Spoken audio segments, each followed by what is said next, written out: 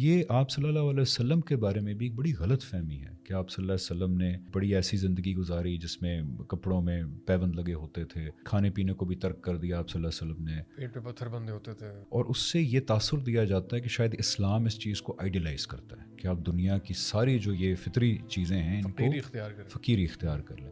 یہ تاثر 100% غلط ہے. یہ آپ صلی اللہ علیہ وسلم کی تعلیمات کے خلاف ہے.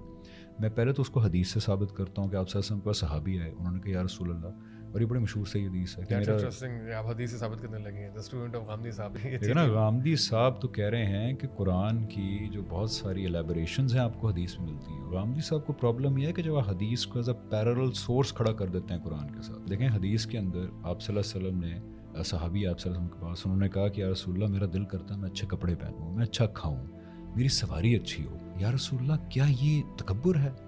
تو آپ صلی اللہ علیہ وسلم نے کہا یہ بالکل تکبر نہیں ہے، اللہ تعالیٰ خود بھی خوبصورت ہیں اور وہ خوبصورتی کو پسند کرتا ہے. پھر آپ صلی اللہ علیہ وسلم نے فرمایا کہ تکبر یہ ہے کہ تم دوسروں کو اپنی بنسبت چھوٹا جانو، حقیر جانو، اور دوسری چیز یہ کہ تم سچائی کو یہ جان لینے کے بعد کہ یہ بات ٹھیک ہے اس کا انکار کر دو، یہ تکبر ہے. تو آپ صلی اللہ علیہ وسلم تو کہہ رہے ہیں کہ یہ بالکل اسلام کے مطابق ہے. اللہ تعالیٰ چاہتے ہیں کہ آپ اس طرح کی چیزیں اختیار کریں. سورہ اعراف کے اندر اللہ تعالیٰ بتا رہے ہیں کہ کس کی جرت ہے کہ ان زینتوں کو منع کیا. اللہ تعالیٰ کہتے ہیں کہ جس کو میں نے اپنے ماننے والوں کے لیے حلال کیا. تو سورہ اعراف میں الفاظ دیکھیں، اللہ کہتے ہیں دنیا کی زینتیں، خوبصورتیاں یہ دنیا میں تو میں نے اپنے ماننے والوں کی بنائی تھیں اور باقی بھی اس کا فائدہ اٹھا رہے ہیں، آخرت میں ان کو خاص کر دوں گا اپنے ماننے والوں کے لیے. یہ مسکنسیپشن یہاں سے آئی کہ آپ صلی اللہ علیہ وسلم مکی دور میں بڑے خوشحال تھے، آپ کا دسترخوان بڑا مشہور ہوتا تھا.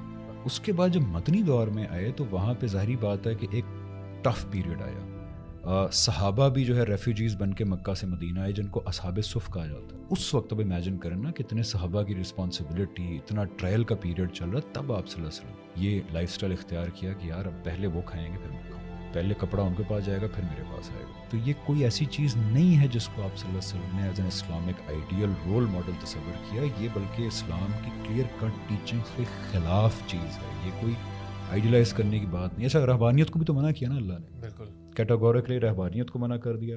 کہہ دیا زینتیں کس نے حرام کی؟ اپنے ماننے والوں کے لیے میں نے بنائی ہیں. یہ آپ صلی اللہ علیہ وسلم نے کہہ دیا اچھا کھانا، اچھا پہننا، اچھی سواری اختیار کرنا حلال کے دائرے میں رہتے ہوئے، وہ بھی آپ صلی اللہ علیہ وسلم نے کہہ دیا کہ بالکل تو یہ عبادت بن جاتا ہے کہ حلال کے دائرے میں اگر حلال اچھی کے نیت سے دائرے کر میں رہے ہیں. اپنی زندگی کو حلال کے دائرے میں رہتے ہوئے بہتر سے بہتر کرنا ہے عبادت ہے.